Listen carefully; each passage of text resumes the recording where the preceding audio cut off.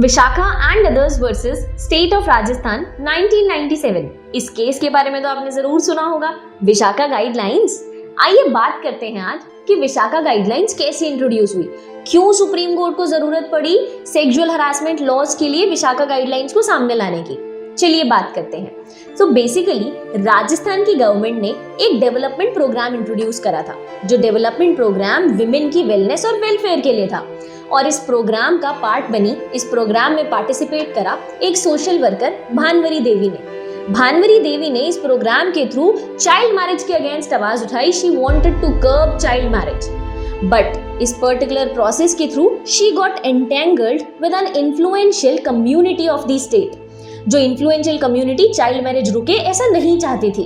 The landlords of the influential community tried to teach a lesson to Bhanwari Devi, और उस lesson को सिखाने के लिए, उस सबक को सिखाने के लिए उन सब ने भानवरी देवी को ब्रूटली गैंग रेप किया, दैट टू रिपीटेडली। इसके लिए भानवरी देवी ने कोर्ट के दरवाजे खटखटाए फॉर जस्टिस, बट डिसअपॉइंटमेंट की बात यह है कि उन्हें इंसाफ नहीं मिला। और इस पॉइंट से सिर्फ वो डिसअपॉइंटेड नहीं थी, बट वो सारे के सारे एनजीओज जो वुमेन वेलफेयर के लिए काम करते थे, वो सभी एनजीओज डिसअपॉइंटेड थे। उन सभी एनजीओज में ज्वाला भड़क गई थी।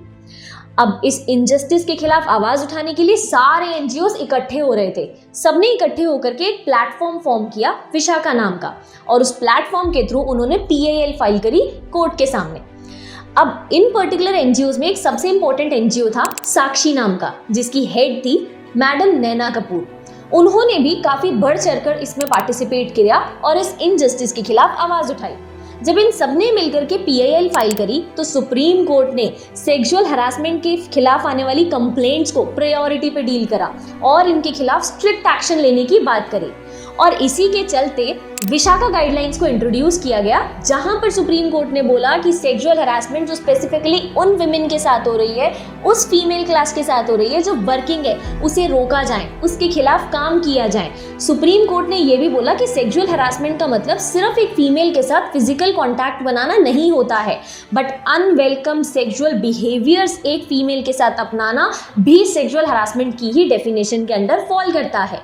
और इसी के चलते 2013 में हमारे पास लेजिस्लेटर के थ्रू सेक्सुअल हरासमेंट लॉज भी आए थे, और हमारे पास एक एक्ट भी आया था 2013 का, which was the prevention of sexual harassment of women at work place, which came into force on 23 अप्रैल 2013। तो आई होप अब आप लोगों को क्लियर हो गया होगा कि विशाखा गाइडलाइंस है क्या और ये कहाँ से आई।